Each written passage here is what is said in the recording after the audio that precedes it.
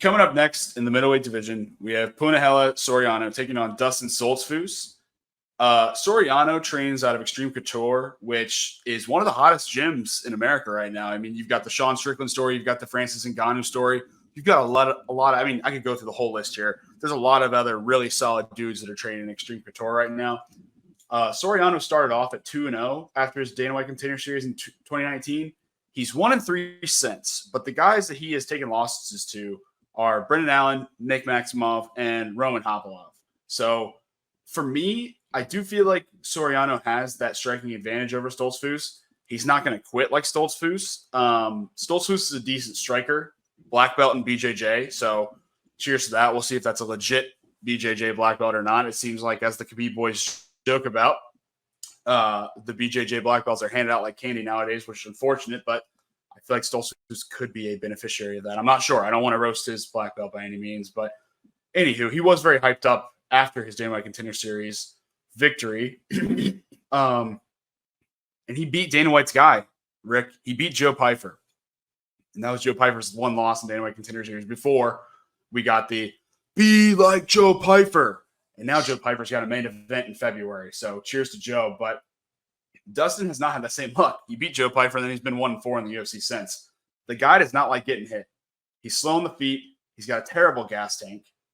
And he's got the speed disadvantage versus Soriano. So I'm interested to see if you agree with me. I know you and I are both really not huge Stolzfus guys. We've gotten burned on him before, and we've also profited fading him in the past. So off record, not on the podcast. What do you think? Yeah, I've been on both sides of Stolzfus, like you said. I mean, I've lost on Stolzfus backing him, believing in his ability to mix it all up together, use the octagon control, use that grappling. He's not the heaviest-handed striker. Now he can deal some damage, but it's slow, like you said. Like he's slow on the feet, and that's where I think that this fight could really get him in trouble. Soriano's defensive grappling is not great. His offensive wrestling is good. He's a D3 All-American. And he doesn't really use that offensive wrestling much because he's really fallen in love with his hooks. He's got power, and this fight reminds me of the fight that he had against Dalcha Lungambula, who, poor Dalcha Lungambula, has gotten knocked out by, I think, 2 or 3 of the fighters on this card. Puna Soriano, as well as Cody Brundage, knocked him out. But where Soriano has struggled, though, is against the more technical strikers. And that's not what Stolzfus is. Stolzfus, when he tries, he stands flat-footed, and to close the distance, he likes to lean forward, likes to lunge in, and then lead with his head. And against a guy like Soriano, he's going to take your head clean off the center line. And if it doesn't happen, I'd be shocked. But this feels like a matchup nightmare for Stolzfus. His durability has been in question for a long time. And against a guy who's going to sit down his strikes like Soriano, I really don't see an area where he'll be able to be effective enough to win the fight at minimum. If he tries to grapple, Soriano's got decent grappling, especially once he gets to the mat as well. He's got a couple submissions to his name himself. But I think that Stolzfus is going to get into just a few car crash or 50-50 engagements, and that's going to be enough to put the lights out. So I've got Soriano. His UFC record isn't sexy, as you mentioned. The losses to Maximov and Brendan Allen, well, you're facing good wrestlers there. Against Kopylov, you're facing a very technical striker at range.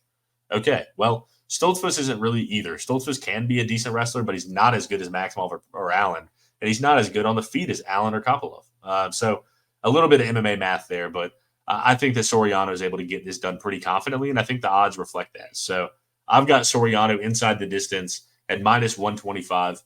I've got a full unit on that. But yeah, Andy, where do you lie? I'm going a similar route here, but potentially more lucrative if it hits. I'm going to go with Puna round 2 plus 475 at a quarter of a unit, and I'm going to go Puna round 3 at plus 825 for a quarter of a unit as well. Found both of those on Bet Online. My method there to the madness is that I do think that Stolzfus can make this a fight in the first round. I really do. I think that Stolzfus and Soriano could have a really solid first round back and forth. But the gas tank is where the difference is going to be made here. As long as things go according to plan in round 1, Soriano is going to take care of business in round 2 or round 3.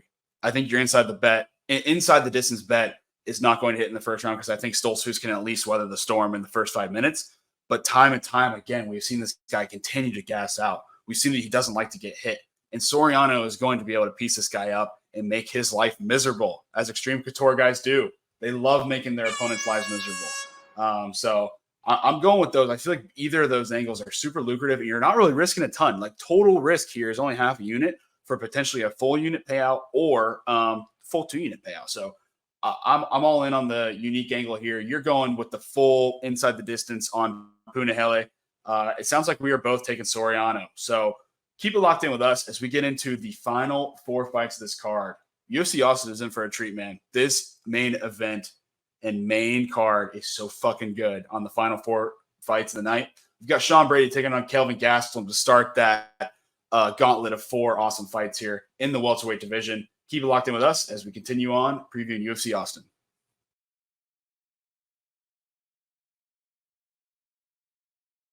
Hey, everybody. Thank you for tuning in to Pilsners and Prelims, a UFC betting podcast by Happy Hour Sports.